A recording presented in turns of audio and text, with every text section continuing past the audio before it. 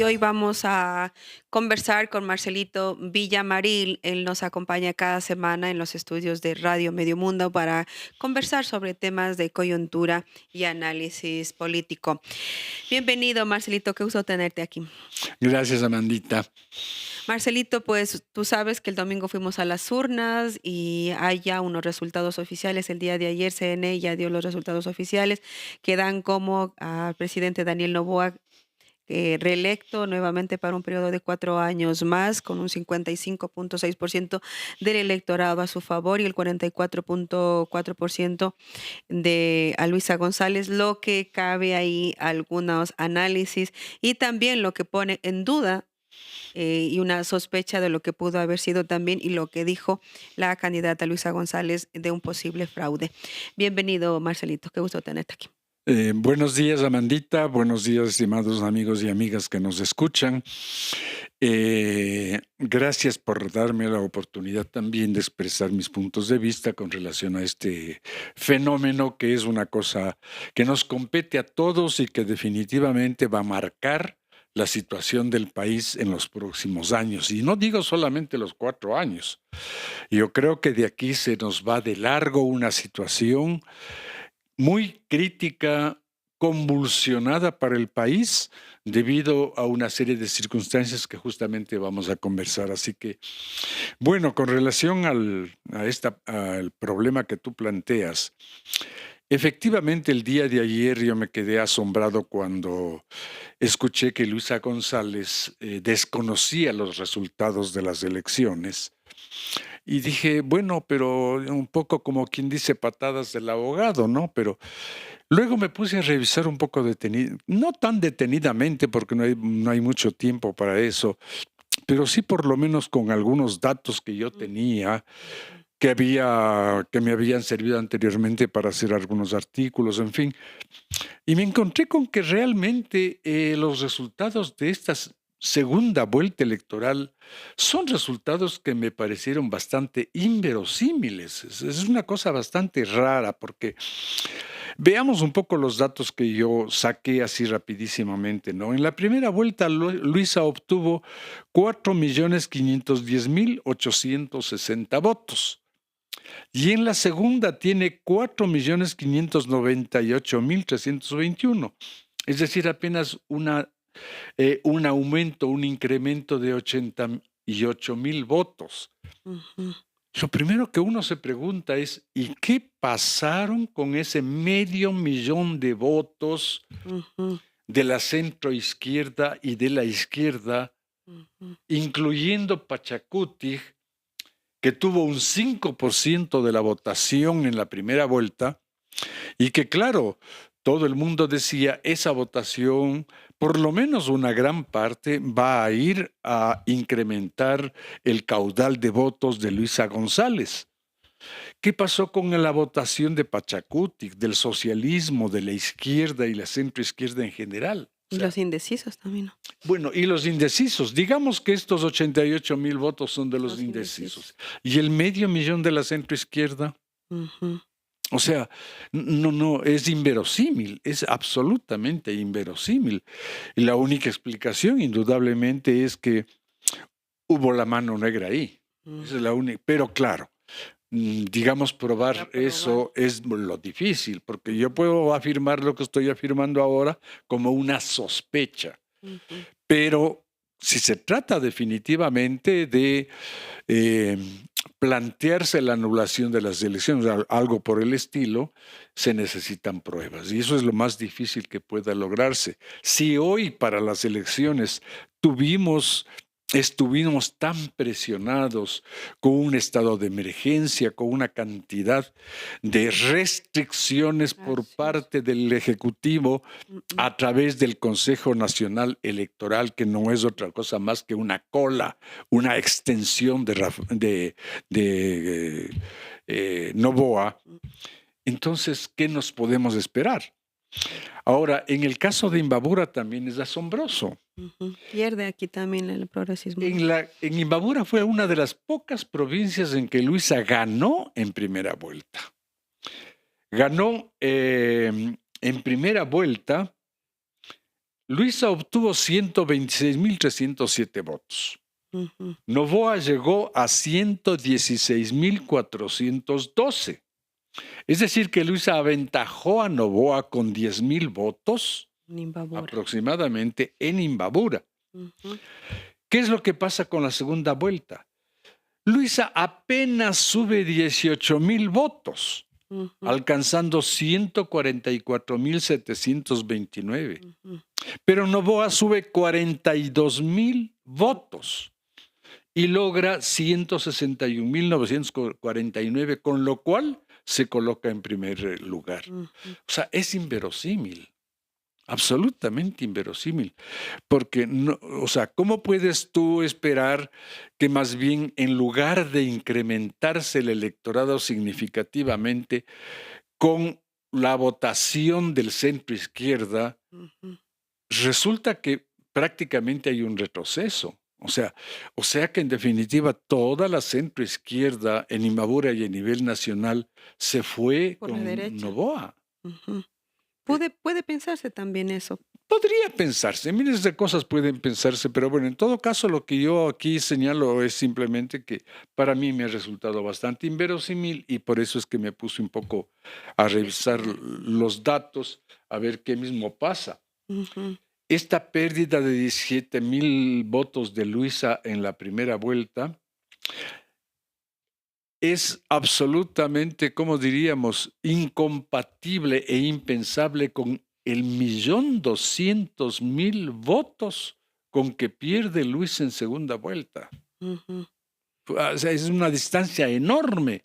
Ujú. La primera vuelta pierde con 17.000 votos, en la segunda vuelta pierde con 1.200.000 votos. Y en las encuestas hablaban de que había esta disputa, estaba como en la misma, les daban casi el mismo número Sí, incluso, claro, algunas encuestadoras incluso ya le daban el como triunfo a, ganadora. a Luisa González con aproximadamente el 5%, Sí, ¿no? con 5 puntos más. Ujú. Ya, esta es la situación. O sea, que sea fraude o no, no es fraude, no se puede afirmar en este momento porque sencillamente tendría que demostrarse. Ujú. Demostrarse esto resulta bastante difícil a menos que realmente se recurra a organismos internacionales, etcétera, con el fin de lograr el reconteo de todas las urnas, de todos los votos a nivel nacional. Eso me parece bastante difícil, obviamente. Ya sabemos perfectamente cuál es la situación del Consejo Nacional Electoral, sabemos cómo están las cosas y eso no se va a dar. Definitivamente no se va a dar y va a ser una pelea, si es que se lanza la pelea a la Revolución Ciudadana, va a ser una pelea bastante inoficiosa, o sea, no va a tener ningún resultado. Ahora, la pregunta también es, Amandita, La pregunta sería, ¿por qué la gente se sigue inclinando por esta tendencia o por el presidente Daniel Noboa, a pesar de las condiciones y la situación catastrófica que está viviendo nuestro país? esa es una cosa bien extraña realmente, una cosa muy, muy extraña. Claro, los diferentes científicos sociales ensayan algunas interpretaciones. Una de ellas es, por ejemplo, el famoso síndrome de Estocolmo, ¿no? Cuando la víctima se enamora del victimario, es decir, llega a un momento de una simbiosis tan grande que en definitiva se somete definitivamente a la voluntad del victimario y ya por una serie de mecanismos, a través de serie de mecanismos. Y es una cosa la que está sufriendo el pueblo ecuatoriano, ¿no? Le dan palo, pero ahí está, palo tras palo, pero ahí está, igual con sus amos, ¿no? No quiero decir con esto que, digamos, una interpretación de carácter moral en el sentido de que, Ujú. como muchas veces se dice, hay una famosa frase, ¿no? Que dicen que los pueblos se merecen los Gobernantes. gobernantes que tienen. Ujú. Lejos de mí ese tipo de interpretaciones que van en contra realmente de la dignidad del pueblo ecuatoriano. Pero sí es extraño realmente el que, el que la gente todavía tenga ese alto grado de confusión. A mí me parece que hay un problema fundamental, que es un problema de carácter ideológico y el tema del anticorreísmo se ha sembrado de tal manera en el imaginario popular, en el imaginario colectivo, que realmente la gente, mucha gente, dice todo, todo, absolutamente todo menos Correa. Ujú. Todo menos el correísmo. Puede venir el cuco, el diablo. Y este es un fenómeno ideológico que en la historia del mundo, en la historia de la política internacional, se ha repetido muchas veces. Es decir, los sectores dominantes han logrado inocular definitivamente las concepciones maniqueístas de lo bueno y lo malo, de tal suerte que quienes tienen el poder han logrado someter por diferentes medios a los sectores populares. Vamos a la Edad Media, las brujas que eran incineradas, que eran quemadas, las mujeres simplemente por la simple sospecha de que estaban haciendo magia. ¿Mm? La casa de brujas que se llamaba en ese entonces, una casa de brujas que luego se repitió de una manera bastante atroz con la nota del comunismo en los Estados Unidos durante la Guerra Fría.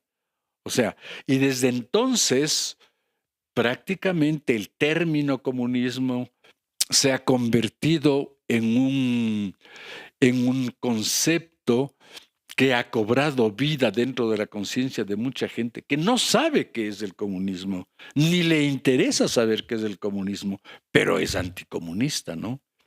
Hay gente que no sabe lo que es el correísmo, ni le interesa saber lo que es el correísmo, pero es anticorreísta, ¿no? Por supuesto que hay otros, quienes son los que manipulan la conciencia, quienes son los que manipulan a la gente, que saben exactamente qué es y que saben que este, entre comillas, correísmo simplemente afectó sus intereses y por eso es que han desatado tal guerra, tal lucha frente al denominado correísmo. Ellos sí saben perfectamente lo que es y tienen terror de que el correísmo, así entre comillas, venga, que no es otra cosa más que el retorno de un sistema democrático que vaya en función de los intereses de la mayoría y no en función de los intereses de una minoría, que es la minoría dominante en este país. Claro, bien, se ha dicho en muchas ocasiones que la prensa constituye el quinto poder del Estado. Y ahora estamos viendo que no constituye el quinto poder. Es el primer poder del Estado este rato. Y como tú dices, el único poder del Estado. Porque es la prensa la que ha logrado manipular. Los medios de comunicación tradicionales, los medios de comunicación comerciales son los que han manipulado la conciencia de la gente. Yo me he quedado asombrado y yo no tengo, No tenemos además televisión. tengo televisión y veo YouTube, veo todo lo que quiera que sea, ¿no? Tengo películas, etcétera, pero nunca veo las noticias porque no sé, en mi televisión nunca me sale, no sé por qué será, pero Es yo veo en saludable eso. cambio que la mayor parte de la Mm. gente Se informa por medio de los tiene prendido el televisor. Tú vas, Amandita, a una institución pública. Yo he ido al hospital, he ido a la Cruz Roja, he ido a diferentes partes por distintas circunstancias y todo el día la televisión está prendida en los canales del Canal 4, el 8, etcétera, todo el día, todo el día. Y una vez que yo me fui a la Cruz Roja y tenía que pasar un día entero allí, le dije a la enfermera, pucha, le digo, pero vea, qué pesado todo el día ahí, prendida la televisión con esos programas tan asquerosos, le digo ahí. Es que eso es lo que pide la gente, dice. La gente reclama. Y va a una institución pública, ve el televisor ahí prendido, ¿qué está? Canal 4, Canal 8.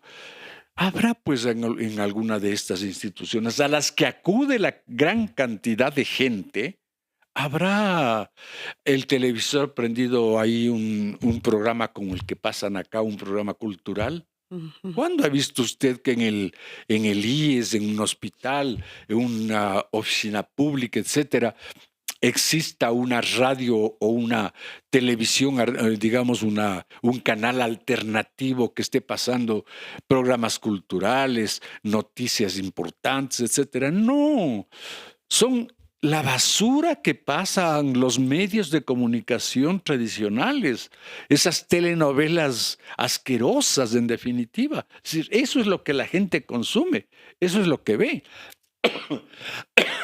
Y en medio de eso, ¿qué es lo que la gente ve? El anticorreísmo. Ujú. Porque todo el tiempo están pasando definitivamente cuñas de lo que sea por el anticorreísmo, como antiguamente era el anticomunismo. Y repito, la gente no sabe lo que es el comunismo, no sabe lo que es el socialismo, pero sí es anticomunista aferrada, Ujú. anticomunista a muerte, ¿no? ¿Quiénes, quiénes inocularon esa concepción? ¿Quiénes transformaron un hecho que puede ser real, que puede tener sus elementos definitivamente claros en ese sentido? ¿Y crees, Marcelito, que es posible superar la inoculación de ese miedo en contra de esta corriente política que está asociada también en la época de la Guerra Fría, ¿no? Claro, Anticomunista, anticorreísta. O así sea, es. nuevamente se llega a, a manipular a la población de esa manera que ya es como una aplicación que ya se ha hecho en varios países del mundo. Es, no sé, realmente, realmente es bastante difícil porque esa frase, siempre tendré en cuenta yo clarísimamente esa frase de Marx que decía, las ideas de las clases dominantes en una época son las ideas dominantes dentro de la sociedad. Ujú. O al revés, las ideas dominantes en una sociedad son las ideas de la clase dominante. Y la clase dominante indudablemente no es el conjunto de personas simplemente, pues es todo el aparato ideológico político que tiene el Estado. El Estado en manos de estos sectores monopólicos, de estos sectores que en definitiva tienen intereses muy grandes y que no son precisamente intereses que puedan favorecer a los sectores populares. Entonces, el trabajo de educación, el trabajo de formación, el trabajo de la comunicación, de la formación de comunicadores, de periodistas, etcétera, es un trabajo bastante difícil que lastimosamente tampoco las universidades en general impulsan ese trabajo de formar conciencias críticas, construir un pensamiento crítico que se constituya en una barrera para impedir que toda la basura ideológica que viene de las clases poderosas puedan constituirse en parte integral de la conciencia colectiva. O sea, es difícil porque es todo el aparato ideológico que está al servicio de las clases dominantes. Por eso es que nosotros nos desganitaremos Ujú. pidiendo buena educación, educación de calidad. Pero ¿qué es educación de calidad? Educación de calidad para mí es educación de formación humana en valores, que es para ellos la educación de calidad. La formación de entes acríticos que simplemente cumplan funciones determinadas que van a alimentar un sistema que es un sistema de por sí deshumanizador. ¿Qué nos depara ya con la reelección? Sabemos cómo ha gobernado el presidente Daniel Noboa, qué escenario político, económico, cultural se va a presentar porque parece que está lo mismo, es una extensión de lo que hemos estado viviendo. Bueno, yo realmente tengo, perdóname, pero tengo terror, ojalá ese terror ya me pase, de lo que va a ocurrir en este país en los próximos 4 años. Empezando por la convocatoria a la Asamblea Constituyente, que es el primer paso para terminar de destruir lo poco que en estos 20 años se ha logrado. No tanto 20 años, pero bueno, lo que se ha logrado, en definitiva, en términos de la construcción democrática de este país. Y claro, el sector Pachacuti, por ejemplo, que ha sido un acérrimo también enemigo. Pachacuti en general, dependiendo fundamentalmente de los dirigentes en general, o sea, una buena parte ha sido también un crítico feroz, sino un enemigo de la Revolución Ciudadana, pero se lograron con la Constitución impulsada por la Revolución Ciudadana en la Constituyente, se logró, por ejemplo, esto de una buena cantidad de reivindicaciones para el sector indígena, ¿no? Sí. El, El Estado plurinacional mismo. el Estado plurinacional, la otra cuestión que se me fue este momento, el nombre sobre la consulta previa informada, etcétera. Hay una cantidad de cosas Avances. que realmente le dan un tono diferente a la constitución del Estado, completamente distinta a lo que fue con la constitución de 1998, 98. del 98, que fue una constitución absolutamente neoliberal. Entonces, esta que es una constitución de derechos y justicia, será eliminada completamente, será eliminada. Y claro, no sé exactamente cómo estará compuesto el Parlamento ahora, la Asamblea Nacional, pero la Asamblea Nacional, por más que este rato tenga una buena Voluntad. participación de la Revolución Ciudadana, sin embargo, no es la Asamblea, no es la Asamblea actual la que va ¿cómo se llama?, a manejar la constituyente o a ejercitar la constituyente. Se nombrará una nueva constituyente como fue en el año 2006.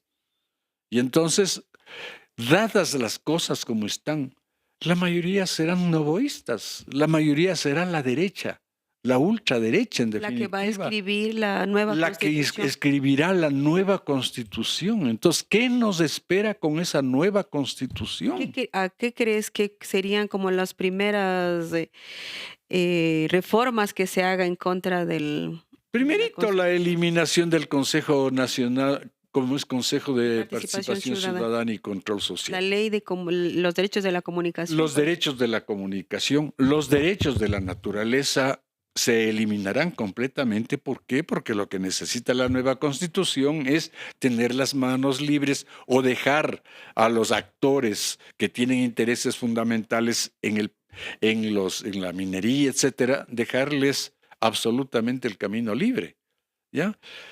Se van a vulnerar completamente, se va a extinguir una cantidad inmensa de derechos. Los derechos de los pueblos y nacionalidades se van a extinguir. Es decir, vamos a volver, va a ser un retroceso de medio siglo, me parece a mí, con esta nueva constituyente que estará compuesta en su mayoría por la gente, por los conservadores. ¿Cómo crees que debería ser como el papel de esta corriente progresista que disputó las elecciones? Y aparte de la militancia y los simpatizantes y el pueblo que que cree en esta corriente de derechos, de apoyo al progresismo y a la izquierda. No sé, realmente yo, lastimosamente, pues ya desde algún tiempo estoy, por diversas circunstancias que no han sido de voluntad mía, pero un poco bastante alejado de la militancia como tal, ¿ya? Pero yo creo que es el momento para que realmente la izquierda reflexione profundamente sobre el papel que ha estado jugando históricamente, ¿no? Yo creo que ahora este es el resultado de una serie de errores cometidos por la izquierda en general, entre otras cosas, la absoluta y total incapacidad para entender el proceso histórico del país y lograr por lo menos algunos pasos, algunas alianzas que permitan ir fortaleciendo la idea de unidad. Se habla tanto de la unidad y sin embargo nunca la izquierda ha logrado concretar procesos unitarios. Y peor ahora todavía sigue profundizándose el sectarismo. Ahora ya mucha gente ya habla que solo unos poquitos son de izquierda, ahora ya es el progresismo y están diferenciando la izquierda con relación al progresismo. ¿Y el progresismo qué es? Un conjunto de reformistas que están, digamos, orientados hacia los estados de bienestar, hacia la socialdemocracia, etcétera, etcétera. Eso en definitiva es el progresismo. La izquierda sigue planteando, hasta hoy nomás escuchaba una entrevista que alguien decía que el único programa de izquierda que se ha planteado aquí en el Ecuador es el programa que en 1933, por ahí más o menos, cuando hubo la decisión entre el Partido Socialista y el Partido Comunista, la que planteaba Ricardo Paredes, Ujú. que es el único programa de izquierda que en el país se ha planteado. Por Dios, el único programa de izquierda que era un programa absolutamente radical, un programa de eliminación de la propiedad privada, la que entonces se planteaba, Mm, un programa que era la extensión, en definitiva, de los principales avances, entre comillas, de la Revolución Rusa de 1917. Es mm, decir, un programa, en definitiva, que estaba profundamente atravesado por experiencias exteriores de otras partes. En definitiva, aquí se construyó una mentalidad profundamente dogmática por parte de ciertos sectores de la izquierda, por no decir de toda la izquierda, pero sí de ciertos sectores de la izquierda, una concepción dogmática que no vio más allá de sus narices, más allá de ciertos principios que son como el dogma eclesiástico, inmodificables, incambiables, etcétera, y a los demás miraba siempre como los otros, como el enemigo en definitiva. Reformistas, revisionistas y bla, bla. Yo soy el que tengo la verdad, el otro no. Yo soy el que tengo la verdad y si quiere hacerse unidad tienen que venir a mí. Yo no puedo ir allá porque yo tengo la verdad. ujú. Entonces, fíjate, en gran parte la izquierda en este país se ha convertido en un santuario en el cual se colocan algunas estatuas a las cuales hay que adorar. Ujú. Mientras la derecha sigue, ahora más que nunca más Ahora más que fuerte, ¿no? nunca. Claro, sí. Y la izquierda, ¿dónde está la izquierda definitivamente? O sea, ¿dónde está el pensamiento crítico? ¿Dónde está esa apertura para incorporar al proyecto político a los más diversos sectores, que no son de derecha, simplemente que no son neoliberales? O sea, eso es lo que hay que ver, que no sean de derecha y punto. Ujú, ujú, Pero no hay que ver que con este no puedo porque es muy radical, o con este no puedo porque es reformista, con este no porque es revisionista, que ujú, es lo que toda la historia de la izquierda ha sido eso, la lucha no por programas, no, ujú. una lucha por defender verdades desde una perspectiva dogmática. Muchísimas gracias, Marcelito. Qué gusto haberle tenido aquí en esta mañana, que nos aclara también el panorama de lo que le espera al Ecuador, no solo en los próximos 4 años, como usted dice. Muchas gracias. Así es, Amandita, gracias también por la oportunidad de expresar estos puntos de vista, muy discutibles, por cierto, mis puntos de vista son discutibles, es la opinión que yo tengo, pero lo bueno sería que realmente la izquierda haga un profundo proceso de reflexión sobre su propia práctica, en lugar de estar buscando culpables de su fracaso, ver su propia práctica, qué es lo que ha pasado al interior de sus filas, qué cantidad de responsabilidad tiene cada uno de los miembros. Yo sé, yo no estoy militando desde hace bastante tiempo y sé, obviamente, cuáles son las falencias, las responsabilidades que yo en términos personales tengo como una persona que toda la vida me he identificado con sectores de izquierda. Pero tiene que hacerse ese proceso de autorreflexión tiene que hacerse a nivel colectivo. Claro, Esa es la depuración. situación que me Muchísimas parece. gracias, Marcelito. Qué gusto haberle tenido aquí.